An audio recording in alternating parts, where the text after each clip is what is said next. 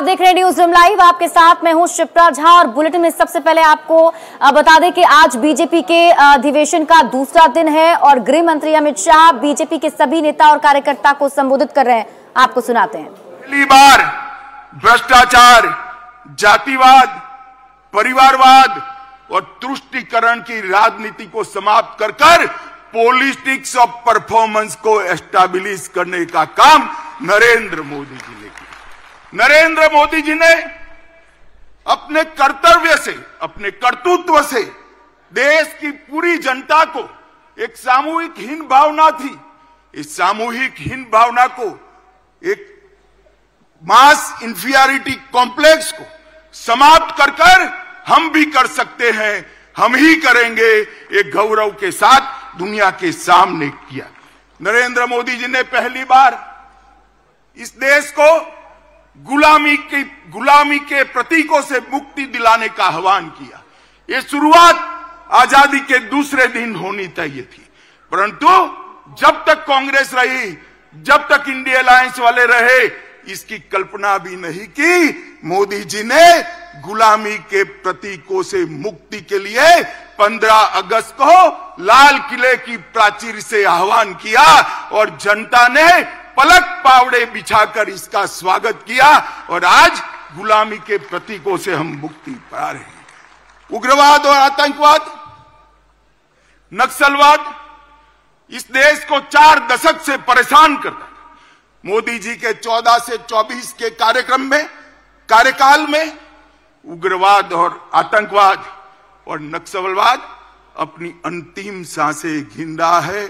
मैं देश की जनता को कहना चाहता हूं, मोदी 3 में ये देश पूर्णतया आतंकवाद, उग्रवाद और नक्सलवाद से मुक्त होकर शांत और समृद्ध भारत बनने की दिशा में आगे बढ़े। भाई और बहनों, मोदी जी के शासन ने कई विरोधाभास खत्म कर दी। एक समग्रता से सोचने वाला नेतृत्व, एक नीति के आधार पर चलने वाला नेतृत्व, एक युग दृष्टा नेतृत्व किस तरह से काम करता है, इसकी मिसाल कायम की है। पूरे आजादी से कालखंड सरकारों की मीमांसा इसी तरह से होती है। ये सरकार किसानों की सरकार है या उद्योगपतियों की सरकार है? ये सरकार किसान कल्याण करेगी या इकोनॉमी को आगे बढ़ाएगी? मोदी जी ने बता दिया, किसान कल्याण भी हो सकता है और अर्थतंत्र भी पटरी पर आ सकता है। दोनों के बीच में कोई भी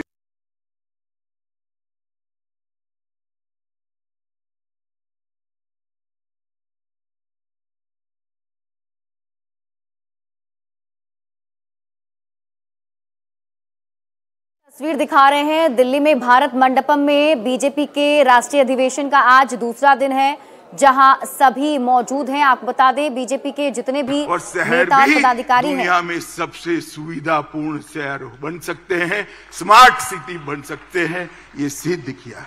गरीब कल्याण और अर्थतंत्र का विकास, दोनों के बीच में भी बहुत बहस चली। कई बार कई सरकार, कई अर्थशास्त्री, कई पंडित कहते रहे कि जो अर्थशास्त्र का मतलब अर्थतंत्र का विकास करना है तो गरीब कल्याण को छोड़ना पड़ेगा। मैं आज सबके सामने कहना चाहता हूं, हर किसान को हर साल 6,000 रुपया देना, हर गरीब को सभी प्राथमिक सुविधाएं एक साथ दे देना और अर्थतंत्र को 11वें नंबर से 5वें नंबर पर ला देना, वो मोदी जी ही कर सकते हैं और कोई नहीं कर सकता। भाई और बहनों, आज एक संदेश लेकर जाइए यहां से। 130 करोड़ की, 140 करोड़ की जनता के बीच में मोदी जी को तीसरी बार प्रधानमंत्री देश की जनता बनाए, हमारा अर्थतंत्र भी तीसरे नंबर पर आ जाएगा। ये संदेश लेकर हमने जाना है। इसी तरह से एक द्वंद्व चालू रहा कि विदेश नीति, अगर दुनिया को मित्र बनाना है तो देश की सुरक्षा में थोड़ा बहुत कॉम्प्रोमाइज करना पड़ेगा। ये बहुत लंबा बहस का विषय आजादी के बाद तुरंत शुरू हुआ और सारे पंडित सुरक्षा नीति और विदेश नीति के बीच के द्वंद्व में फंसते रहे। मोदी जी ने तय कर लिया और कर दिखाया कि सरहद की सुरक्षा, देश की सुरक्षा हमारी सबसे पहली प्रायोरिटी है। और आज ये करने के बाद, देश को सुरक्षित करने के बाद, मोदी जी ने भारत को विश्व मित्र के रूप में प्रस्तावित किया। वसुधैव कुटुंबकम का हमारा सूत्र को उन्होंने नीचे लिखा।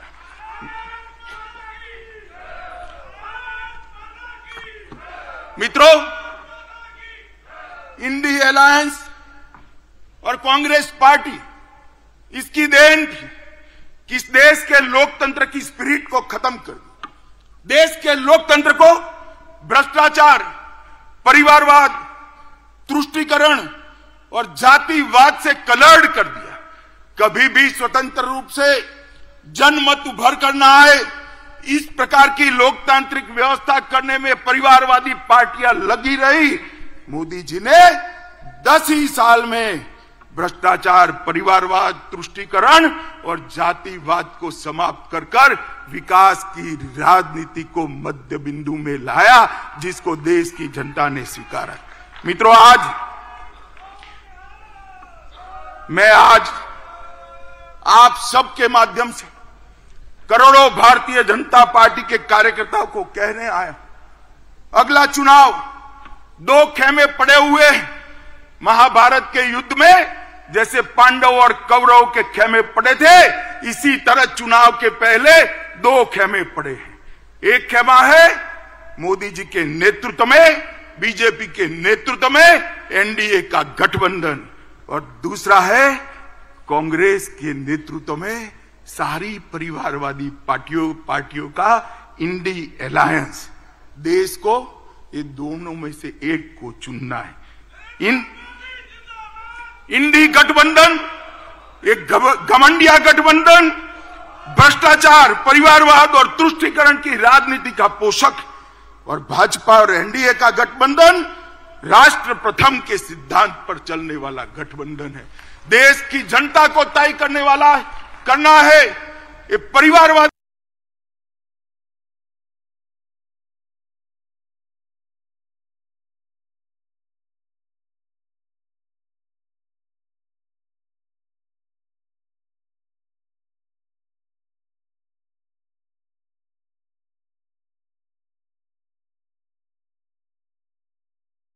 को संबोधित कर रहे थे, जिसमें उनकी तरफ से ये कहा जा रहा है कि मोदी सरकार द्वारा जितनी भी कल्याणकारी योजनाएं चलाई जा रही हैं उसको लोगों तक पहुंचाना है, उसकी जानकारी देना है, साथ ही साथ मोदी सरकार के हाथों को मजबूत करना है।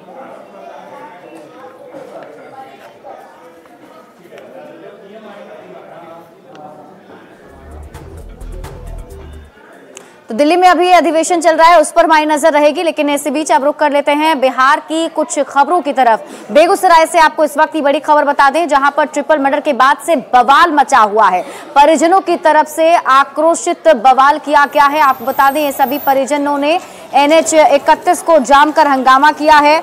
जानकारी के मुताबिक अपराधियों की जल्द गिरफ्तारी की मांग की जा रही है। प्रशासन के समझाने बुझाने के बाद जाम हटा लिया गया है। आपको बता दें कि पारिवारिक विवाद में दामाद ने अपनी पत्नी, ससुर और साले की हत्या कर दी थी। मामला साहेबपुर कमाल थाना क्षेत्र के आहो गांव का है। 1.5 वर्ष पहले रघुनाथपुर निवासी नीलू कुमारी की शादी विष्णुपुर आहो निवासी हिमांशु कुमार से हुई थी। लड़का और लड़की के बीच प्रेम प्रसंग चल रहा था, लेकिन बाद में आरोपियों ने लड़की को घर में रखने से इनकार कर दिया था। बीती रात नीलू कुमारी अपने भाई और पिता के साथ अपने ससुराल पहुंची थी, जहां हिमांशु कुमार और उसके परिवार ने गोली मारकर तीनों की हत्या कर दी है। फिलहाल पुलिस पूरे मामले की जांच में जुटी हुई है।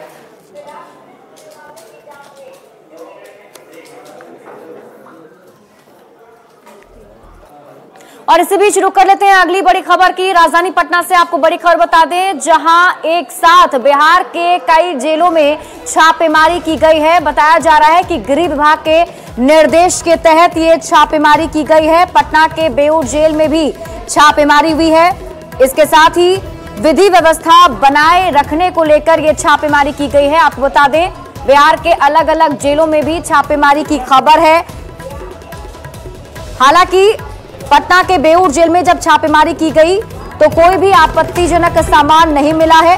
कई थानों की टीम इस छापेमारी में शामिल थी। गृह विभाग के निर्देश पर छापेमारी की जा रही है।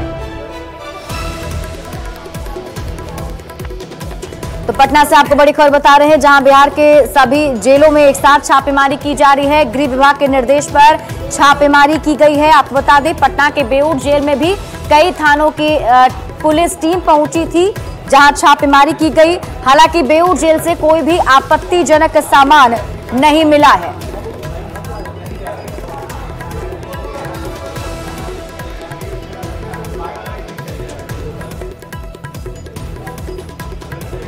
तो इसी के साथ आपको बता दें, गृह विभाग ने निर्देश जारी किया था, सभी जेलों में सुरक्षा के तहत ये छापेमारी की जा रही थी।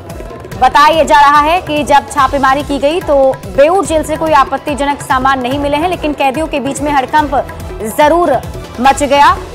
गृह विभाग ने ये आदेश जारी किया है कि बिहार के सभी जेलों में छापेमारी की जानी।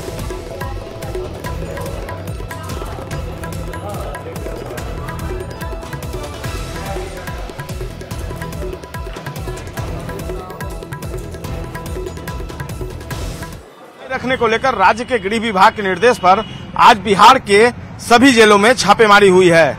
ये अचानक से छापेमारी अभियान चलाया गया है और सभी जिलों में, अधिकांश जेलों में छापेमारी हुई है। पटना में भी बिहार के इस सबसे बड़े जेल में छापेमारी हुई है और यहाँ पर सिटी एसपी मध्य के नेतृत्व में छापेमारी हुई है, जिसमें लॉ एंड ऑर्डर के जो एडीएम है वो भी मौजूद थे। इसके अलावा जो पटना एएसपी फुलवारी हैं, सदर एसडीओ हैं, तमाम अधिकारी इस छापेमारी अभियान में शामिल थे। हालांकि बेऊर जेल में जो छापेमारी हुई है, यहां से कोई खास आपत्तिजनक सामान नहीं मिला है, लेकिन पटना पुलिस प्रशासन के अधिकारियों ने न्यूज 18 को इस बात की जानकारी दी है कि 2 सिम यहां से रिकवर किए गए हैं, तंबाकू भी रिकवर किया गया है। इसके अलावा कोई अन्य आपत्तिजनक सामान नहीं मिला है। लेकिन फिलहाल बिहार के कई जिलों में अभी ये छापेमारी चल रही है। एक और जानकारी ये है कि 20 फरवरी को पटना के एक होटल में चुनाव आयोग की टीम की बैठक बिहार पुलिस प्रशासन के प्रशासनिक अधिकारियों के अलावा पुलिस प्रशासन के अधिकारियों के साथ होने जा रही है। तो उस बैठक में भी जो फीडबैक दिया जाएगा बिहार के पुलिस पदाधिकारियों द्वारा, उसमें ये बताया जाएगा कि जेलों के अंदर भी ये छापेमारी हुई है और इसका ये फलाफल रहा है। तो निश्चित तौर पर ये जो छापेमारी है यह कई मायनों में महत्वपूर्ण है। देखना होगा जो छापेमारी अभियान में क्या बात निकलकर सामने आती है। सभी जेलों से जब फीडबैक आता है सभी जेलों का, तो क्या कुछ निकलकर सामने आता है। लेकिन इस छापेमारी अभियान से निश्चित तौर पर जेलों के अंदर खलबली मच गई है। कैमरा पर्सन मनीष जुनेजा के साथ संजय कुमार, न्यूज 18 पटना। वहीं आरा मंडल कारा में भी आज अहले सुबह पुलिस की टीम छापेमारी करने के लिए पहुंच गई थी, जिसकी वजह से कैदियों के बीच हड़कंप मच गया। बताया जा रहा है कि करीब 2 घंटे तक पुलिस की टीम आरा मंडल कारा में छापेमारी करती रही। छापेमारी के दरमियान कोई भी आपत्तिजनक सामान नहीं मिले हैं। जानकारी के मुताबिक मंडल कारा में कैदी नींद के आगोश में ही थे कि अचानक भोजपुर के डीएम के नेतृत्व में प्रशासनिक टीम जेल के अंदर पहुंच गई और छापेमारी शुरू कर दी गई। जेल के एक वार्डों की सघन तलाशी ली गई है और इस दौरान जेल में अफरा तफरी भी मच गई। 2 घंटे चली छापेमारी में कोई भी आपत्तिजनक सामान बरामद नहीं किया गया है। सामान्य जैसे छापामारी होती है उस तरह के सुबह में किया गया है। जेल में आज सुबह से एसपी साहब, हम एसडीओ साहब, हमारे एसपी, सभी लोग पुलिस टीम के साथ आए और सब पूरे हर बैरक को सघनता से जांच की गई। पाया गया कि कहीं से कोई अप्रिय सामग्री या गैर कानूनी सामग्री की प्राप्ति नहीं हुई है। और खगड़िया से एक वीडियो सोशल मीडिया पर वायरल हो रहा है, जिस वायरल वीडियो में मूर्ति विसर्जन के दौरान अश्लील गानों पर डांस किया जा रहा है, साथ ही साथ फायरिंग भी हो रही है। हालांकि जैसे ही ये वीडियो वायरल हुआ उसके बाद पुलिस की टीम ने इस पर संज्ञान ले लिया और छापेमारी करते हुए आरोपी दिलखुश सदा को गिरफ्तार कर लिया है। वायरल वीडियो मानसी थाना क्षेत्र के खुटहा नवटोलिया का बताया जा रहा है, जो आपके टीवी स्क्रीन पर हम आपको दिखा रहे हैं। इसमें आप देखिए, मूर्ति विसर्जन के दौरान ये जुलूस निकाला गया था और इस जुलूस में अश्लील गाने बजाए जा रहे थे, साथ में हथियार लेकर फायरिंग भी की गई है।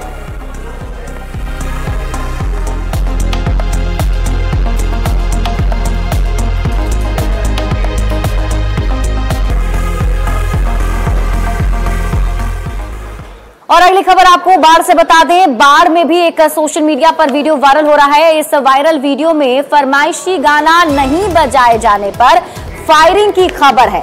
बताया जा रहा है कि कुछ लोगों ने ऑर्केस्ट्रा में फरमाइश की थी गाना बजाने की और वो गाना नहीं बजा, जिस वजह से कई राउंड फायरिंग का मामला सामने आया है।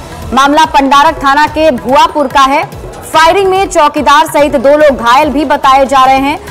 घायलों को प्राथमिक उपचार के बाद पटना रेफर कर दिया गया है। तो बड़ी खबर आपको बाढ़ से बता रहे हैं, जहां सरस्वती पूजा पर आयोजित ऑर्केस्ट्रा में फरमाइशी गाना नहीं बजने पर कई राउंड फायरिंग की गई और इस फायरिंग में चौकीदार सहित 2 लोग घायल हो गए, जिन्हें प्राथमिक उपचार के बाद पटना रेफर कर दिया गया है।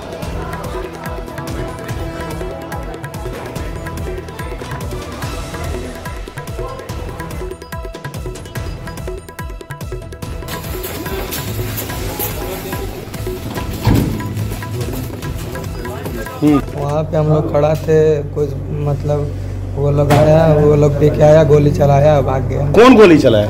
उधर का मतलब यादव लोग था। कहाँ का? भुआपुर का। तो मतलब कहाँ थे आप लोग रात में इतना 12 बजे? सरस्वती पूजा के, सरस्वती मंदिर के पास थे। सरस्वती जी का पूजा किए थे? हाँ। तो ये कार्यक्रम भी हो रहा था क्या? कार्यक्रम नहीं, बस ऐसे ही अपने में गाना बजा के मतलब सब डांस कर रहा था उसी में। तो वो अचानक वहाँ पहुँच के गोलीबारी कर दिया? हाँ। कितना फायरिंग वहाँ हुआ? तो कम से कम 20-25 फायरिंग हुआ। वो तो एक आपके पैर पे लगा? हाँ। और कोई घायल हुए हैं? और कोई तो नहीं हुआ है, मतलब सब चलाया गया था, मतलब हम ही लोग पे सिर्फ हमको लगा है। और अगली खबर गोपालगंज से है। गोपालगंज में LIC अधिकारी और एक पुलिस जवान के बीच मारपीट हुई है और इस मारपीट का अब सीसीटीवी फुटेज भी सामने आया है, जिसके आधार पर पुलिस की टीम कार्रवाई कर रही है। पूरा मामला किसी बात को लेकर बताया जा रहा है। जानकारी के मुताबिक किसी बात को लेकर अधिकारी और पुलिस जवान के बीच बहस हुई और ये बहस फिर मारपीट में बदल गई। बताया जाता है कि बीती रात भारतीय जीवन बीमा के विकास अधिकारी अभिषेक कुमार और अमन नाम के जवान के साथ किसी बात को लेकर विवाद हुआ था और उसके बाद जवान ने LIC अधिकारी की पिटाई कर दी। घटना के दौरान आसपास के लोग जब इकट्ठा हुए, फिर जाकर मामला शांत हुआ। इस मामले में SP ने जांच कर कार्रवाई करने के निर्देश दिए हैं।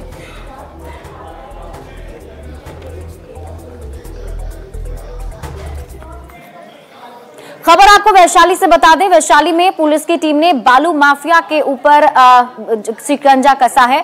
बताया जा रहा है कि बालू माफिया के आतंक से यहां के लोग काफी ज्यादा परेशान थे और ऐसे में पुलिस की टीम ने बड़ी कार्रवाई करते हुए बालू माफिया पर कार्रवाई की है, छापेमारी की है, जहां से कई बालू लोडेड ट्रक को जब्त किया गया है। हालांकि कई ट्रक और बालू माफिया मौके से फरार हो गए।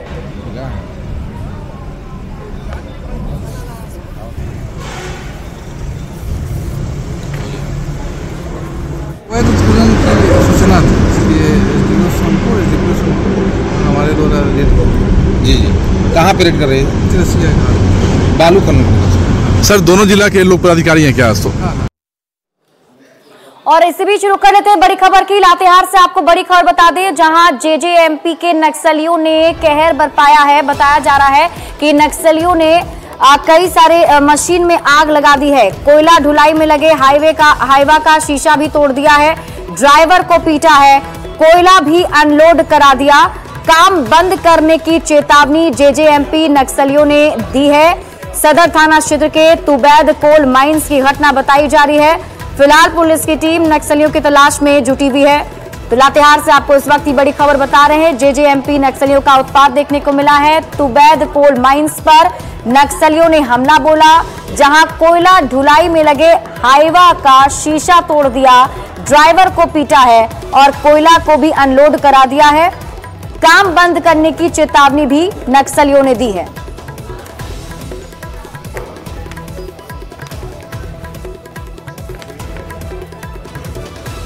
और अगली खबर पटना से आपको बता रहे हैं, यहां पर डबल मर्डर से पूरे इलाके में सनसनी फैल गई है। बताया जा रहा है कि एक महिला का किसी पुरुष के साथ नाजायज संबंध था और जो ग्रामीणों को रास नहीं आया और उनकी हत्या कर दी गई। घटना के बाद ग्रामीण SP और फतवा DSP ने मामले की जांच की है।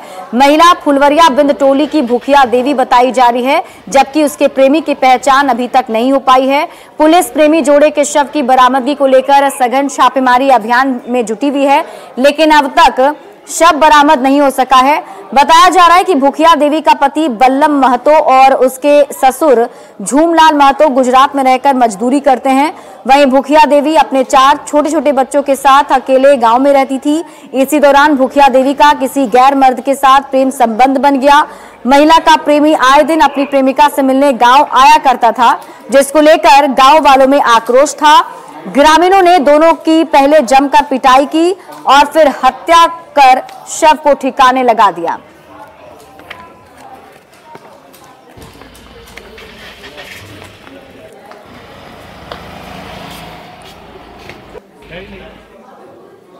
और फिलहाल इस बुलेटिन में अभी के लिए बस इतना ही। आप देखते रहिए न्यूज़ 18 बिहार झारखंड।